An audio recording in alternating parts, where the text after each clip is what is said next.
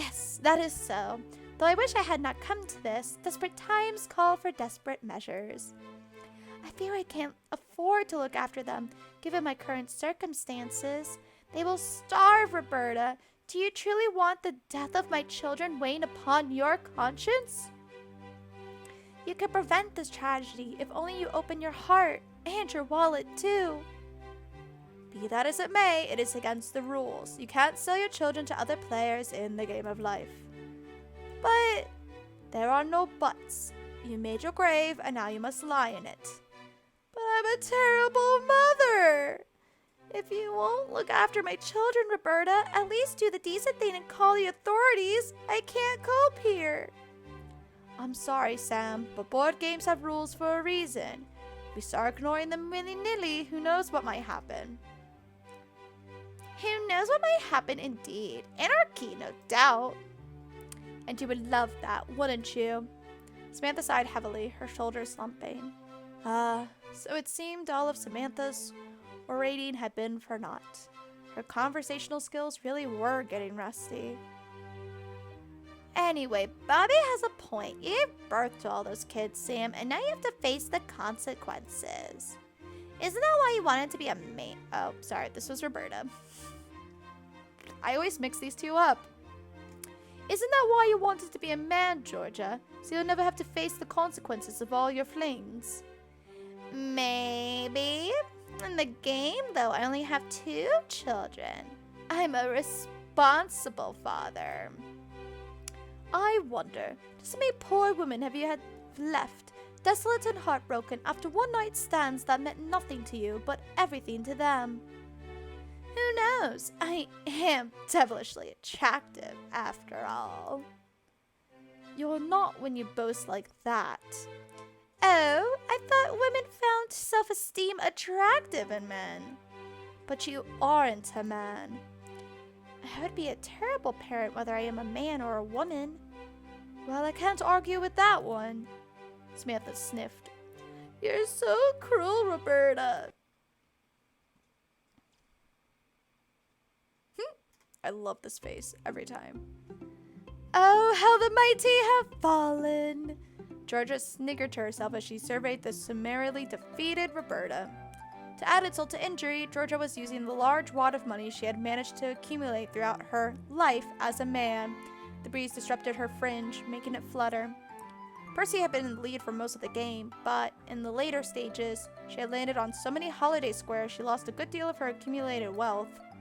Georgia, being the sneak that she was, had capitalized on Percy's losses, and had, after a long, hard struggle, managed to emerge victorious. Naturally, Roberta was not happy about this, even though she tried to hide it.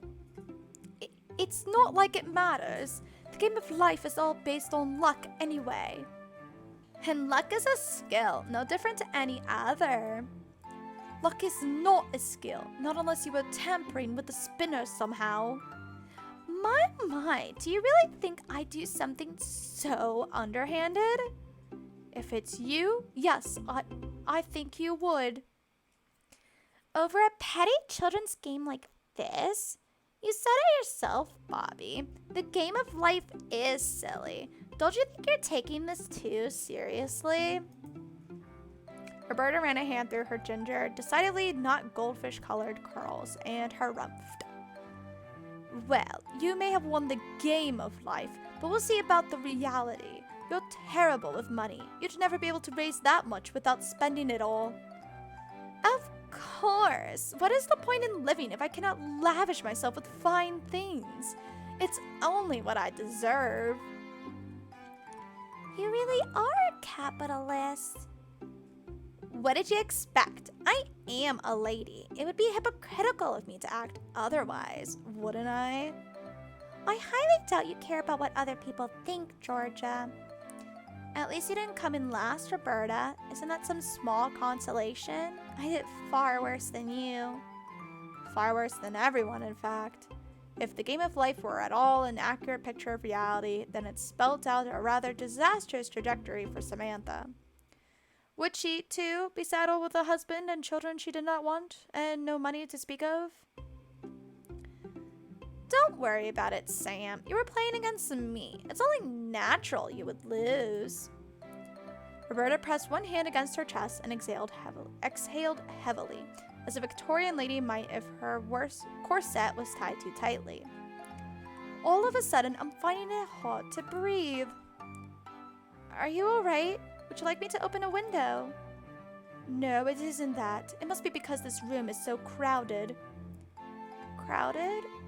Yes, with Georgia's massive ego. Rather than look hurt by this comment, Georgia instead giggled, still fanning her face with her pastel-colored money. That was a rather quick retort for you, Bobby. What do you mean for me? Oh, I don't know. I always pegged you as being rather dim-witted, that's all. Maybe I should annoy you more if it can inspire such witticisms. Please don't, for your own sake. If you annoyed me further than you do already, I fear I would strangle you. Ooh, how scary. Ooh, how kinky. What? A pause. And speaking of scary things, don't you think this is the perfect place for that? For what?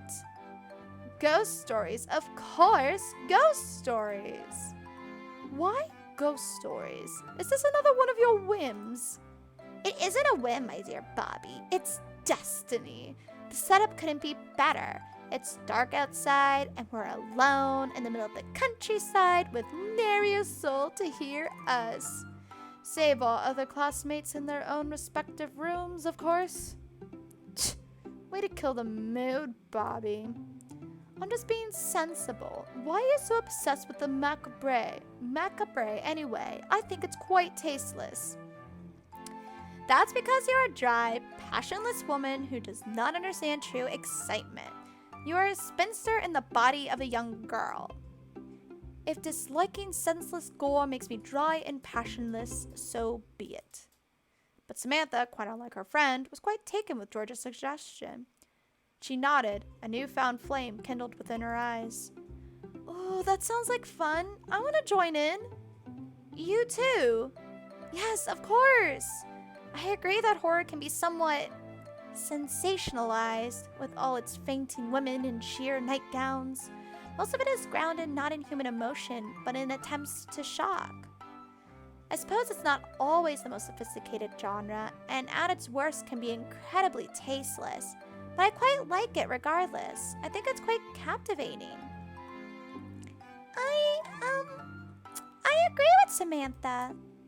You do? Yes, I also enjoy horror stories, to a certain degree. You don't look like the kind of person who would, not with all that blonde hair. Percy giggled, one hand held to her mouth. Looks can be deceiving. She's gonna be a murderer! Rah!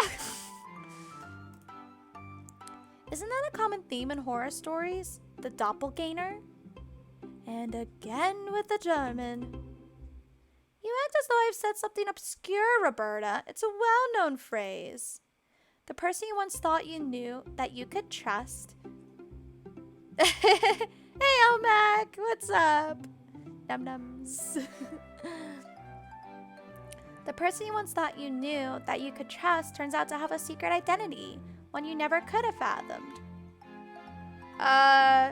Yes, this will be uploaded to YouTube.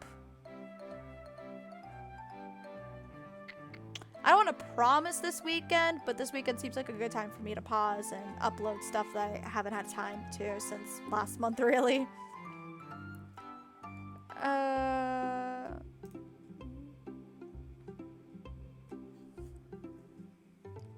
No, you're good, Omac. You're fine. I don't mind you asking questions.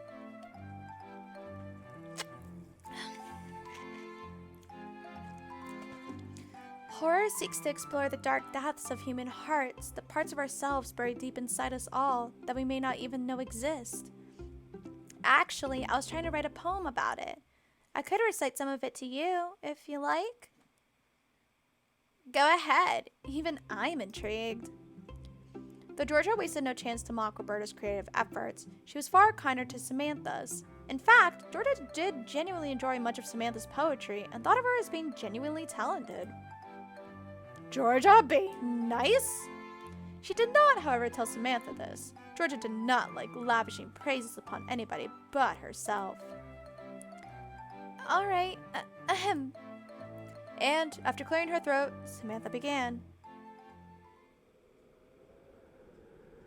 This poem, Christabel, was one she had been turning around in her head for a while.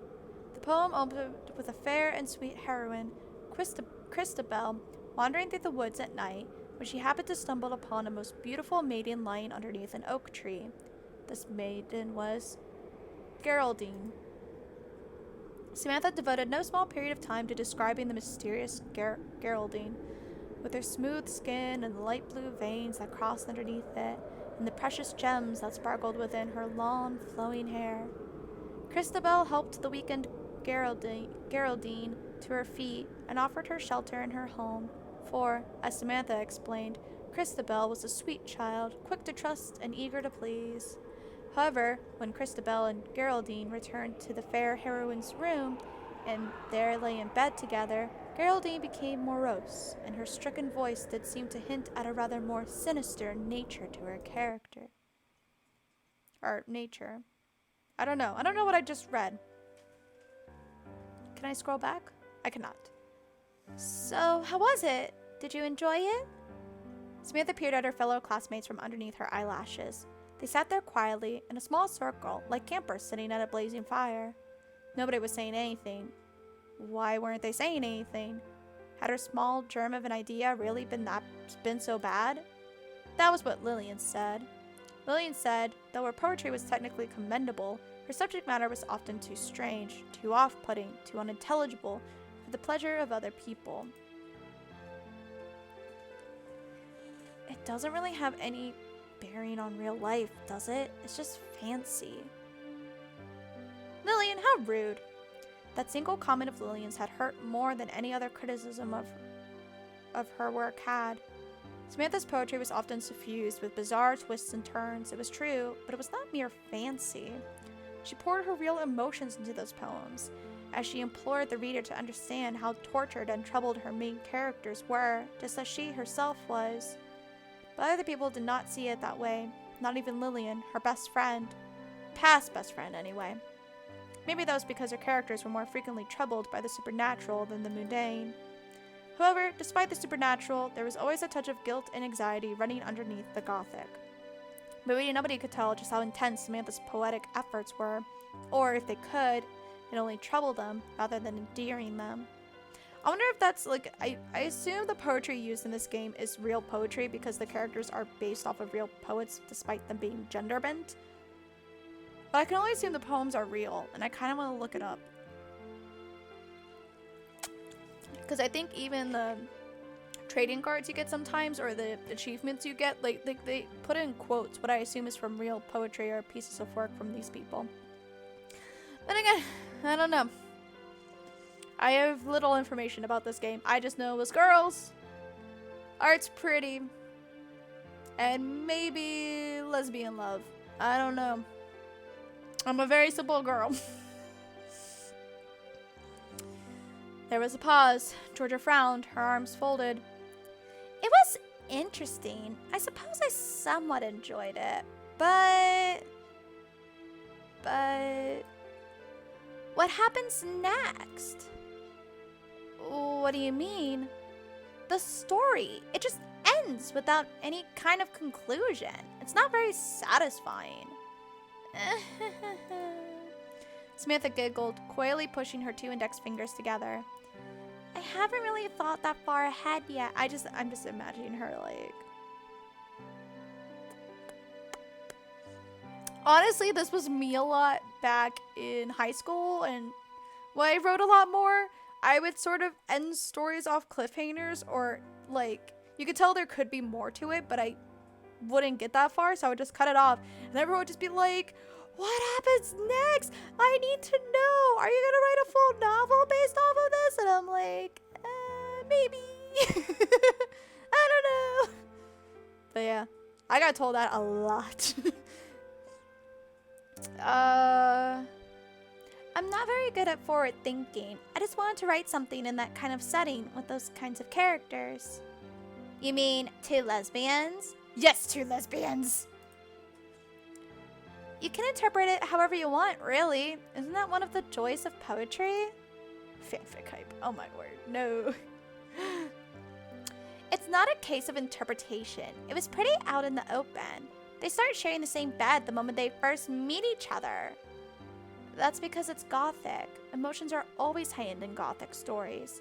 I thought it made sense anyway. You'll just have to suspend your disbelief. Well, I thought it was very atmospheric.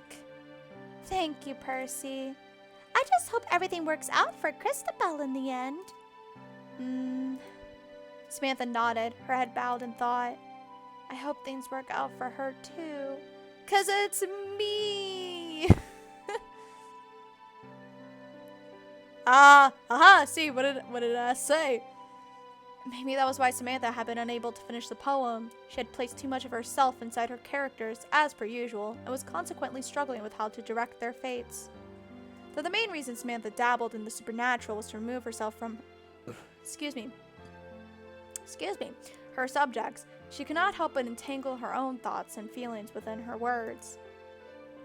As a writer, it was impossible for her to extricate herself from her subject matter. Yeah, that's true. I wouldn't say I put myself in my characters, because a lot of them I try to be as different from me as possible. But I see what she means, though. I think, like, the lead characters sometimes have, like, bits of me in there, just so they're, like, I know how to make them relatable, because, I mean, who knows yourself best other than you? But otherwise, I try to make these characters as different as possible and unique as possible, so I try not to put myself in them too much, because then it just doesn't work, and it doesn't work. Unfortunately, that meant most of her poetry was shocking and painful, no sweetness to allay the ever-present anxieties that snaked through her verses. How could she ever hope to craft a suitable conclusion for her story when her own fate remained unknown, shrouded in darkness? She could not create a suitable ending until she knew for herself whether Lillian, like Geraldine, was an antidote to her sickened soul or the very thing that had poisoned it to begin with. She did not know. How could she know? Samantha had always been bad at understanding herself. Maybe that was why she could not truly understand the motives of her own characters. Anyway, since Sam shared her story, I think it's Roberta's turn now. Roberta, who was sitting to Samantha's left, shifted uncomfortably. Why? I never said I was going to take part. This is silly. Oh, come on, Bobby. Don't be like that. We're just having a bit of fun. Well, it isn't fun for me. I have no desire to sit here and tell ghost stories. Like you had no desire to sit and play the game of life. Roberta glowered. You have already broken one of your vows tonight, Bobby. You may as well break another. That is exactly the sort of reckless attitude I would expect from you, Georgia.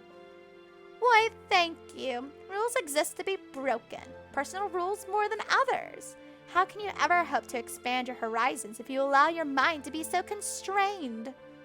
No matter what you say, that does not change the fact that telling horror stories is an asinine practice. I want no part of it. Aww. Georgia smirked. She looked very much like a spider who had managed to ensnare a particularly juicy fly within its web. Are you scared, Bobby? Is that why you're being so uptight? Even more so than usual? I am not being uptight. It's ridiculous, that's all. We should be asleep. We need to be up by half 7 tomorrow, and it must be 11 already. The teachers will be checking our rooms to see whether we're in our beds or not, and if they discover we are still awake, we will get in trouble. They won't bother coming inside. If we keep the lights turned off and our voices low, nobody will know. Georgia pressed a finger against her lips, a devilish little smirk playing across her lips. Her voice soft, strangely sensual, she whispered, "It will be our little secret." And she capped it off with a wink. Roberta twitched. She did not want to squirm underneath Georgia's piercing stare, but her expression was so consuming, so encompassing. Encompassing? I probably said that word wrong. I don't know.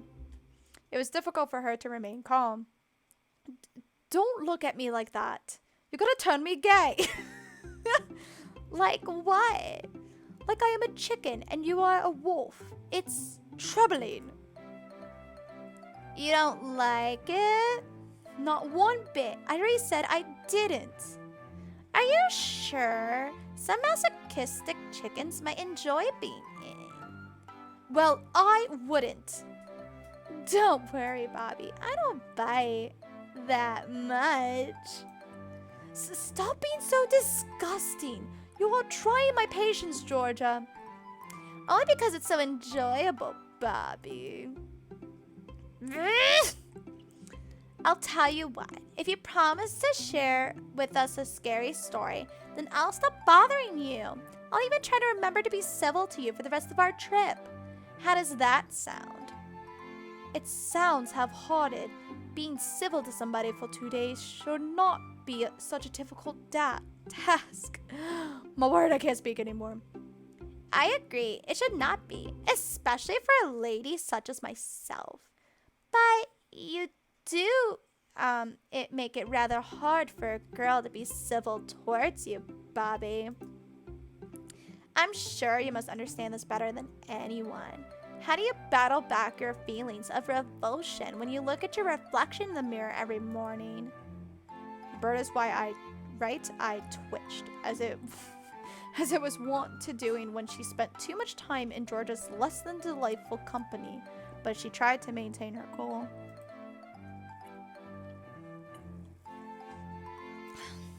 She did not want to give Georgia the satisfaction of seeing her blush. Her hair was so auburn, her skin so fair. Blushing often made her look as though her head was on fire. This was in direct contrast to Georgia, who was pale and interesting at all times, no matter how often she went out in the sun. All right, I'll try to tell a story. I have a little interest in the subject matter, though, so I cannot promise you anything. Ooh, this should be good. A private reading performed by dear old Bobby herself. Are you being sarcastic, Georgia? Who? Me? Georgia pressed one hand against her breast, her eyes wide as though offended. Never. I am scandalized that you would accuse me of such a thing, Bobby. Yes. Anyway. Roberta cleared her throat. The sound reverberated through the room, breaking through the stillness of the night air. Once upon a time. I thought we were supposed to be telling horror stories, Bobby, not fairy tales. I am going to tell you a story, if only you will be silent so that I may finish it. That's right. Don't interrupt, Georgia. All right. I'm listening. Oh my gosh, this is cute. I love the bears and the colors. Oh, this is cute. And I got an achievement for that. Once upon a time, there was a little old woman who went for a walk in the woods. As she was wandering through the woods, she happened to stumble upon a little house with a thatched roof. She peered through the window and noticed that nobody was at home. Next, she tried the doorknob and, to her surprise, realized that the door had been left unlocked. Given that she was a meddlesome old woman, the kind who spread gossip with more glee than rats spread disease, she decided to let herself inside, even though this was against the law, and was really very naughty. I love the art. Oh, this is so pretty.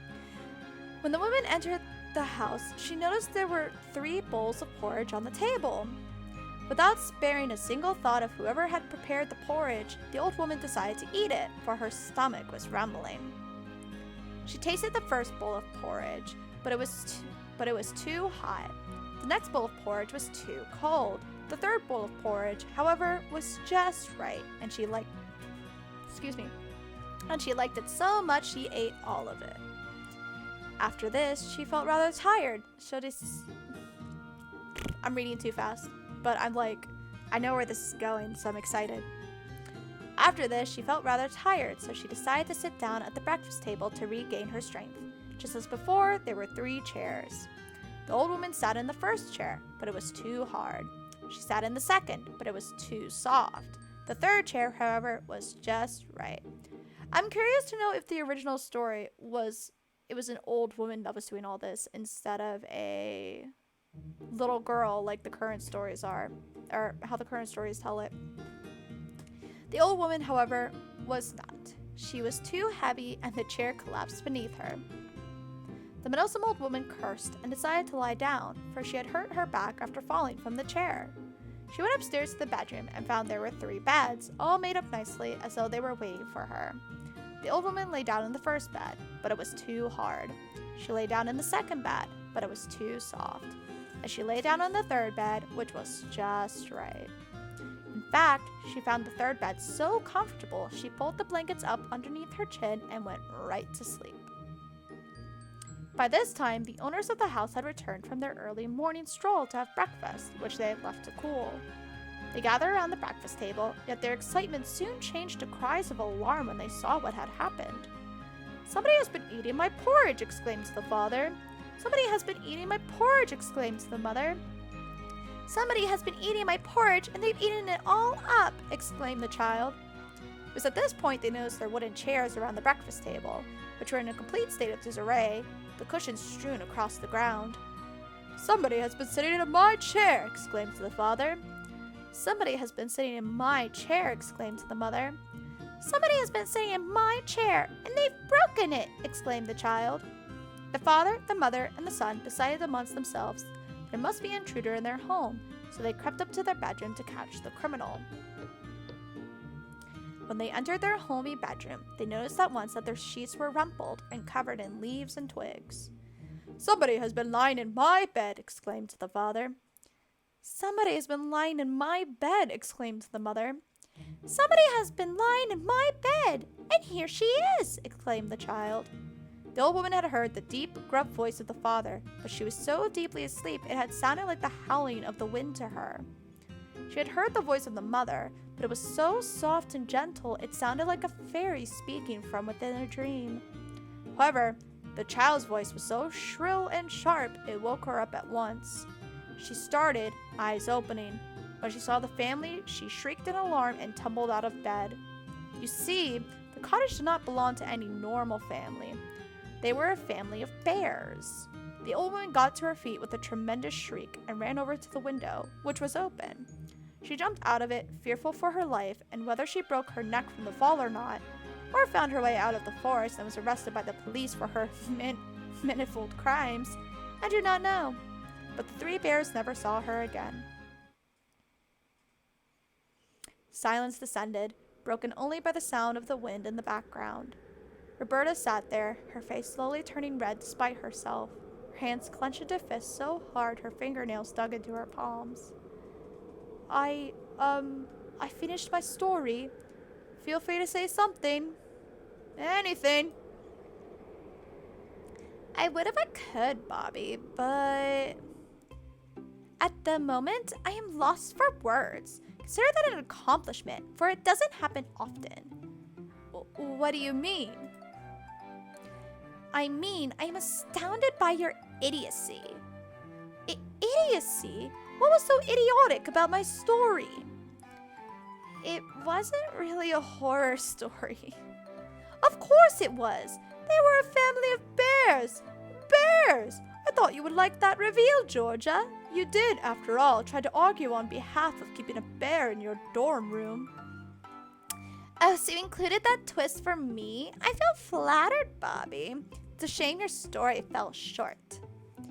What was wrong with it?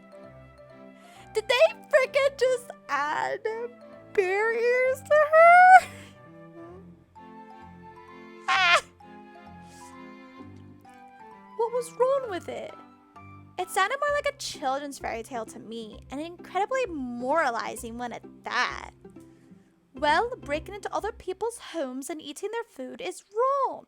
The old woman should be punished for it. Then you should have made the bears eat her. That at least would have made the story a bit more exciting. They wouldn't eat her. would be out of character. Weren't you listening? They were good and gentle bears. They're the wronged heroes of this piece, so they certainly can't commit murder. Anyway, the punishment has to fit the crime. Theft is not punishable by death in this day and age. And you wonder why people think you're such a bore. Can I even use your imagination when trying to tell a story? I am not a bore. I am a bear. I'm trying to teach people important life lessons. What's wrong, pray tell, with having morals?